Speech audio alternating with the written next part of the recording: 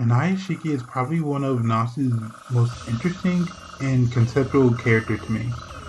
The character of Nanaya is vastly expanded on in Melty Blood, and as this is an analysis mostly focusing on Tsukihime and Kagetsu Tohya, I will try my best to not talk about Melty Blood for the sake of not having this analysis be too bloated. Here we will focus on the past of Nanaya Shiki, the Nanaya clan, the concept of the character, as well as Nanaya's character as well. Also, for less confusion regarding Shiki, I'm going to say their name in a certain way. I will refer to Nanaya Shiki as Nanaya. I will refer to the true heir to the Tono household, Tono Shiki, as Tono. And finally, I will refer to the protagonist of Tsukihime series, Shiki Tono, as Shiki. 勝負あったわね、兄さん。いえ、兄さんだったってかしら。私の塔の式にあなたは不要よ。ここで摘み取ってあげる。Nanaya was born into the Nanayas, a clan full of supernatural killers. This clan was eliminated by a beast-like man named Koma Kishima. However, only Nanaya Shiki lived for a reason only Koma knows. The man who gave the orders for Koma to kill the Nanaya clan, Makihisa Tono, took advantage of this and adopted Nanaya. Makihisa originally adopted Nanaya to groom him into his own personal weapon.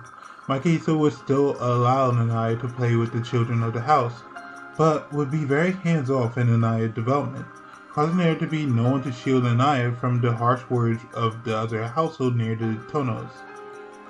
This was the life of Nanaya Shiki, before dying by Makihisa's son as well as someone he viewed as his brother, Tono Shiki. Tono would attack Akiha due to his inversion impulses, but Nanaya would jump in the way to protect Akiha taking the blunt of the blow. Shiki Tono was shortly born after surviving the incident, and given a new view in life by Anko Awazaki. 才能は父を超えようが真に未だ至らず餓鬼に落ちるとは失望させてくれたなナナヤ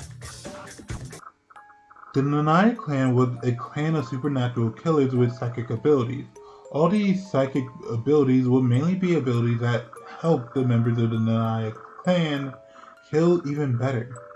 Due to their psychic abilities, some believe them to be close to the pinnacle of humanity, aka a superhuman or ubermesh, while others would view them as monsters. However, what they were at their core were killers. They did not see the difference between killing a supernatural being that is an adult or a supernatural child. Heck, some didn't even see the difference between killing that of a supernatural and a human. This clan of assassins would take on jobs from varying people, including their very often customer Makihisa Tono. Makihisa's reasoning for killing the Nanaya clan was that he saw them as an eventual threat due to his family being heavily mixed-blooded with demons. Oni to be precise.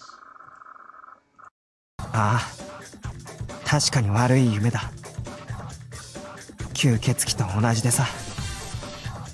こんなんじゃそのうち鏡を見るのが嫌になりそうじゃないか。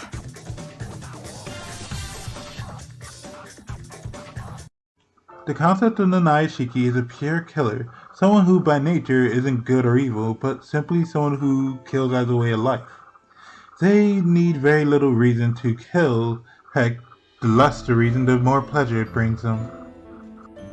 The pure killer or perfect killer is a concept that a lot of mystery writers talk about, but it's someone who kills for no reason, with no reason behind the action of said killing.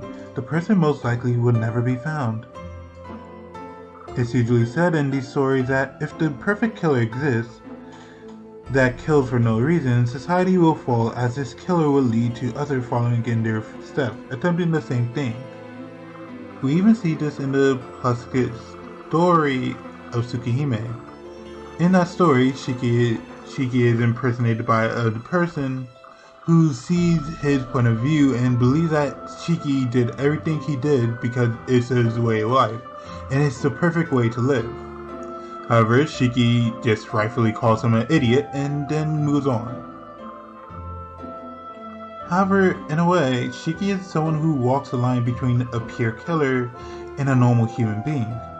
It's why he's always searching for a reason behind action he believes he commits, but also why he's quick to assume one reason. Because if Shiki were to accept himself as a pure killer, he believes that he'll never be able to go back to society. Tsukihime was written at a time where mental illnesses were often associated with killers and killings. Shiki represents the mentally ill fears of communicating with others, while Nanaya represents the fear of becoming what society believes you to be. There's a story known as the Bad Apple. To give a basic summary of the Bad Apple story, it goes like this. A little girl is found out to be the child of a serial killer. However, that child lived in a healthy home, lived with normal people, and she ends up being found out as a killer. Now, this story has been ridiculed as well as examined multiple times, and there's a wide consensus of what exactly that story is supposed to say. However, it started the idea of nurture over nature. Which matters more, and which matters less? If the child of a killer is born, will that person also be a killer? If a person hangs around a killer, will they be a killer? If a person shows mental instability, will he become a killer? All these questions relate to Shiki as well as the stigma that was, and so much still is, behind mental illnesses. But if Nanaya is the concept of everyone fears, what exactly is his character? Let's take a look at that. 潔く行く者はまた速やかに行く。安心して消えるがいい、シキ。お前の後釜はこの俺が座ってやるよ。Nanaya died as a kid, but he was mostly a normal kid at the end of the day. A kid who was never taught right from wrong. A kid who was never taught the value of things and how others cherished them. A kid never taught killing is wrong. Nanaya felt incredible pressure from other family ridiculing him. He didn't understand why they acted the way they did to him, but all he knew was it made him feel sad and also felt anxiety from it. He didn't understand why Koma killed his clan, and yet all he knew was that Koma caused fear for him, anxiety for him to start dwelling within him every time he thought about him. Even while crying, he doesn't understand why Akiha is crying over him. All he knew was that he was dying, and he was okay with that. All Nanaya knew was death all a part of his life, so the only value he ever saw in life was death. Nanaya is simply a kid who was barely taught more than the bare minimum. Nanaya has no filter because most children don't have a filter. This doesn't mean Nanaya is devoid of doing any kindness, as shown with him shielding Akiha and his care for Kohaku. Nanaya is someone who has complex thoughts and acts in the best way he knows how. Well, how a kid usually deals with complex feelings. Kids often have complex feelings that adults usually don't address. And if they do address them, they hand wave it away usually. More often than not, kids never get their complex feelings resolved. And more often than not, the best way the kids figure out how to resolve those feelings is in the most simplest way possible. For Nanaya, he has to deal with his feelings, so the only way he knows how to deal with them is to kill him. We would later on get to see Kagetsu Tohya, where Nanaya is the main villain in the first half of the game. This is where we see what a grown-up Nanaya would be like. He is someone who believes that no one should run away from their end, and that their end is the highest value. To him, no one should try to extend their life, no one should try to do anything to prevent themselves from dying. Your end is your end, and that's what holds the highest value. It's not technically a wrong statement, but it's also a problematic view. It's a nihilistic view that is very complex, but is being treated with the most simplest ideals. Not at all properly thinking about what exactly these ideals mean. Again, much like a kid. However, Kagetsu Tohya also gives him another desire. Well, his first desire. The desire to have a pure kill. A kill without reason. Kagetsu Tohya Nanaya is sadly a person who never grew up. A person who never learned values. Who never learned how to properly deal with complex thoughts. And still only deals with them in the most simplest way possible. Killing them. But in Kagetsu Tohya, he's an adult. He no longer has the innocence of a kid to protect him, to say that he's still human.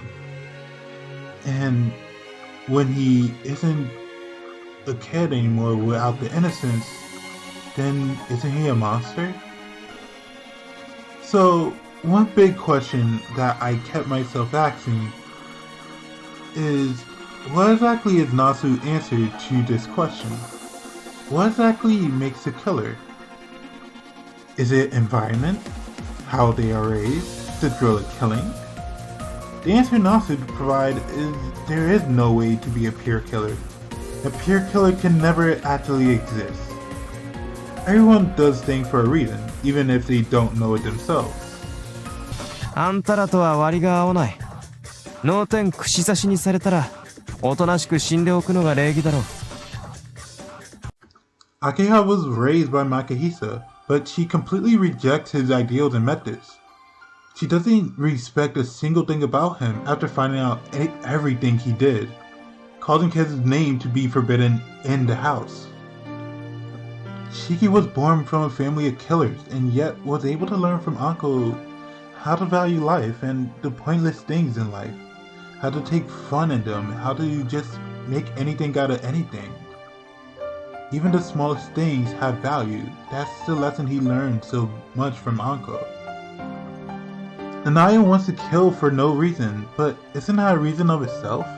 Nanaya's father was going to quit after Nanaya was born because he wanted to raise Nanaya unlike his clan.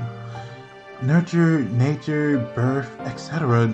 doesn't matter, as a person at their core will always be themselves and decide their own ideals. The truth of the matter is, everyone's human. Everyone tries their best to be the best person they can be, and some people have a harder time doing it. Some people are forced to move their hand, and some people don't act in the way that they want to fully. Some people make mistakes, some people do all types of things. But that's just being human. Even being insane is being human. It doesn't forgive your actions or excuse your actions, but it gives reason to them. And more so, it gives a reason to not be afraid of other people for being different. I find Nanaya so interesting because he's a feared monster that will never exist, and the true Nanaya will be human eventually, through interaction with others, but that's something to explore another time. I also love Nanaya for just this constant waves of thought that it brings. What exactly does Nanaya means? Like, what exactly is the full concept of Nanaya? How more can we explore this concept of Nanaya? To what end truly makes a killer? To what end truly defends a killer? What makes Shiki different from Nanaya? I love thinking about all these things, and I love thinking about exactly what they mean. What can the kindness from these words mean? In some ways, it's comforting.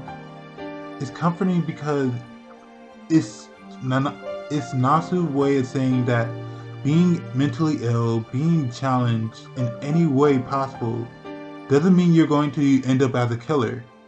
It just means that you're a human being with fears. But thank you guys so much for watching. This is a bit more of an intense analysis, I understand. And if you couldn't sit through this one, I also understand. But if you did, I really thank you for watching all the way through. Take care.